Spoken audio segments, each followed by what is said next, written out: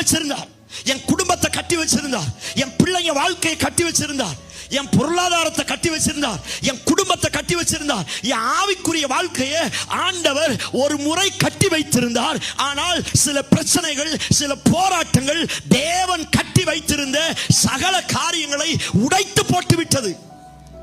ஆண்டவர் அவருக்கு ஏற்ற ரீதியில் அவருக்கு பிரியமான காரியத்தை செய்து என்னை கட்டி வைத்திருந்தார். ஆனால் உலகமும் சில அசுத்த வல்லமைகளும் தேவன் கட்டி வைத்திருந்த சகல காரியங்களையும் இடித்து போட்டுவிட்டது.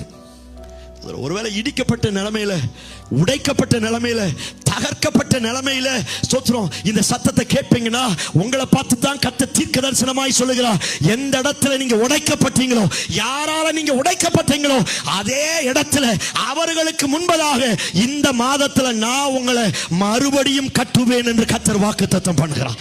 நல்லா கையை தட்டி கர்த்தருக்கு மகிமையை செலுத்துங்க. கர்த்தர் உங்களை மறுபடியும் கட்ட போகிறார். கர்த்தர் உங்களை மறுபடியும் கட்ட போகிறார். இந்த சத்தத்தை கேட்கிற நீங்கள் இந்த மாதம் தேவனால் கட்டப்பட போகிறீர்கள். எத்தனை பேர் ஆமென் சொல்றீங்க?